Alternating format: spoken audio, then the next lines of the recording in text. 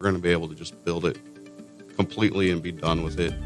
That should help us save costs down the road. The Ellis County Commission recently heard updates from the Public Works Building Project. Hays Post reporter Jonathan Zweigert speaks with County Administrator Darren Myers and Commissioner Michael Burgess about that and more as they recap this week's County Commission meeting on this episode of the Post Podcast.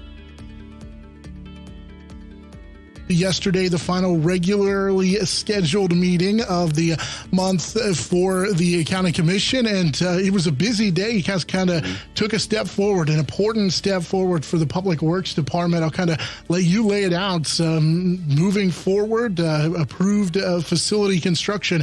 So exciting day yesterday for Public Works. So there were several motions yesterday to get everything finalized as far as approval of contractors, and we should start seeing the Public Works facility here. We've been moving dirt out there to the north of the city. For those that don't know, it's along 183 going out north. So we've been moving dirt this year. County employees packing, getting it the ground ready, and then we've been, as commissioners, working through the process of letting out the bids and design ideas, and GLMV is the designer, worked with us and then let out the bids last month. PwC here locally awarded the bid yesterday. Total of everything, the building and all the alternatives, which top of my mind, I'm not going to be able to rattle off all the alternatives that we were able to, but we were still able to put in all the alternatives with the bid and kept it under the budget, it's a big number. It's $6 million. But that also allows us to get fiber up there. What am I missing? Midwest Energy, getting energy up there. Of course, that's all necessary. But those were separate motions because they weren't really part of that original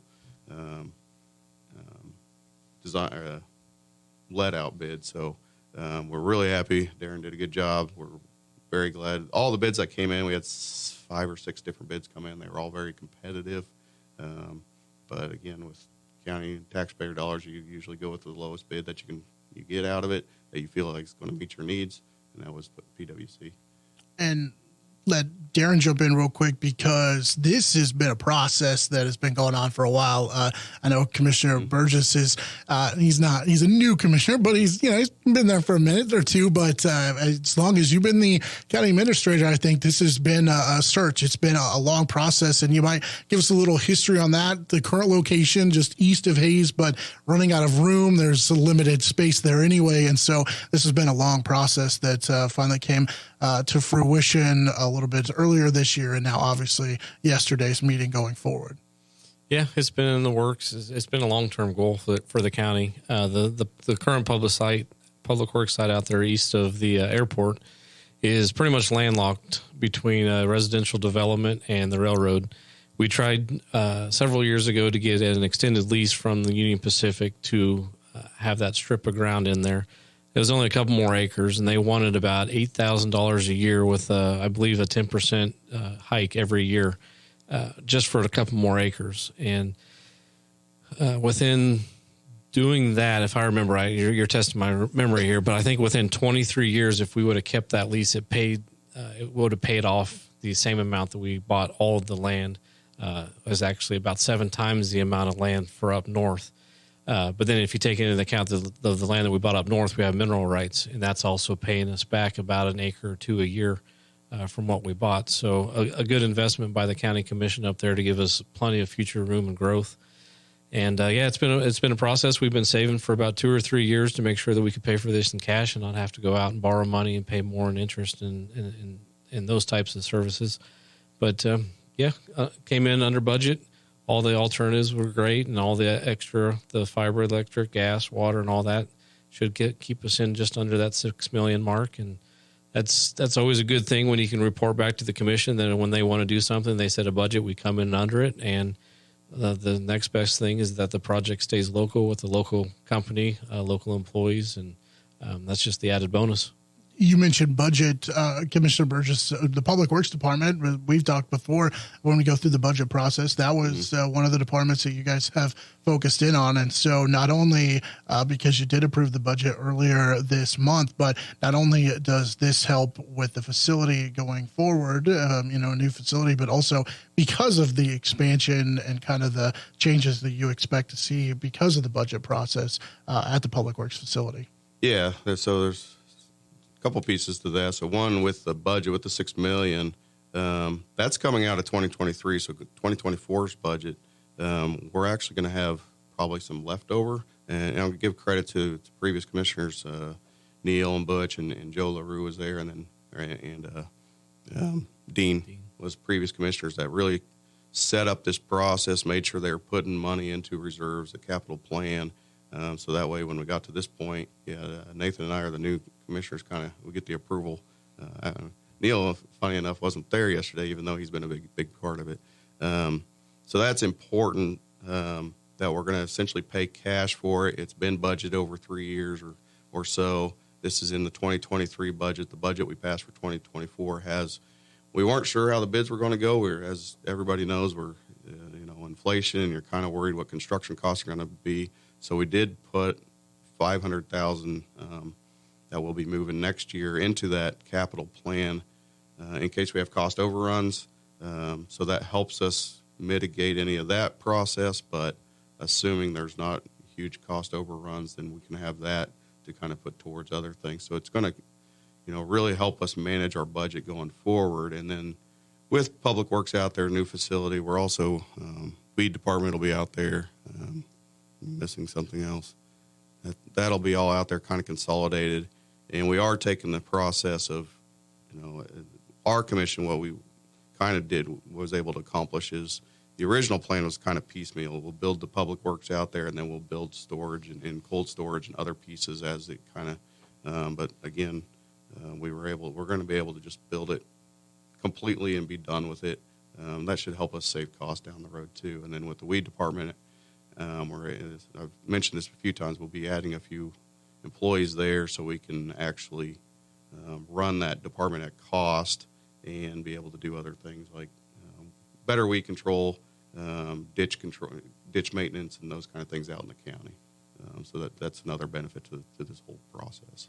While we are on the subject of the 2024 budget, that was one of the things that you guys discussed and kind of wrapped up earlier this month. I was curious, as far as the process, the highlights for you, kind of final takeaways. I know this is a conversation we've had before, but you kind of finally put that to rest for the year. Yeah. So the final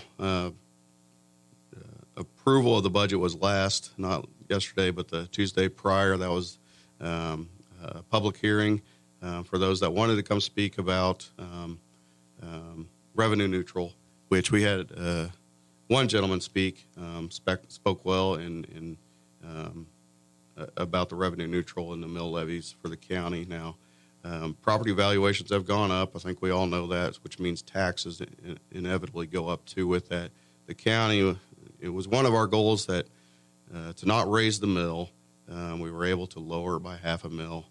At this time, we're still waiting on some other things, and maybe we can maybe have some better news later in the year that maybe it'll come down a little bit more. And our goal is, as we told the gentleman that spoke yesterday, and anybody or not yesterday, the week before, about the revenue neutral, we'll continue to look hard at 2025, and that's kind of the budget for this kind of stuff. Just never stops. We got done with 24, and we're already probably starting to look for 2025. But we'll look at again trying to see if we can lower the mill a little bit more. So that's our control as county commissioners is that mill levy. The county hasn't raised it for many years. We were able to lower it a little bit. Property valuations is the other part of that formula.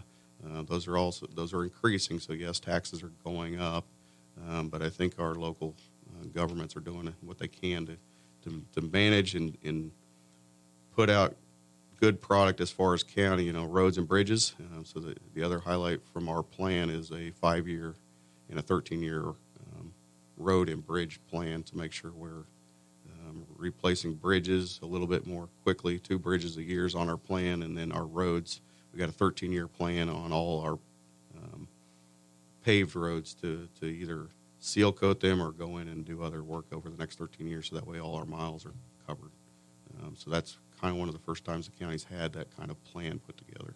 And also, you talked about kind of the capital portion of this. That's also part of the budget process, and that's I know we've talked about that before too with Darren, how important that is to continue to work with the capital portion of your budget. Yeah, putting money away for capital projects so you can pay cash. So that ends up being cheaper in the long run. I think most people understand that. As far as if you're trying to bond, if you have to do a project and you have to bond it out and pay interest over years, it's more expensive over time. Or as emergencies come up, as they have had in this county, where a bridge collapses or a road gets flooded out or something, and we got to go in and really do some work. If you don't have reserves built up, then you either it's kind of, what do? You got to cut somewhere else drastically, or again go out and bond and pay interest on that project over time. So that's probably a good highlight of ours is capital reserves. But each department, also sheriff department, treasurer's department, clerk, EMS, they've all, in their budgeting process, all those departments are building up reserves, and I think that's necessary. One of the things from yesterday's budget, or yesterday's meeting, rather, that you might give us a quick update on the entrance for the FHSU, is it the rodeo arena? Yeah. So this is going back to the project, the bypass project. So they have an entrance there. Darren may have to speak on this a little bit more as far as the exact details, but they do have an entrance into their facility there. When the project was in its, I guess, design phase, and as they constructed it, it seemed like that entrance was going to be fine or wasn't going to be an issue. But as Fort Hays, as it completed, it kind of realized that this is way steeper as an entrance. They're also going through a process of kind of, it's not necessarily rebranding, but kind of getting their facilities within the same common theme. If it was something that it was not necessarily an oversight, but it just wasn't brought up during the design phase or anything to think about. And so we just kind of came to the conclusion that if they had done that, or we had done some of that work ahead of time, we would have approved it and it had been part of the whole project. So we just felt like it was a good neighborly, in a way, kind of a neighborly thing to do, just to get it done. They've already had the contractor, they're already doing the work, and now we're just kind of making sure that entrance is the way it should be.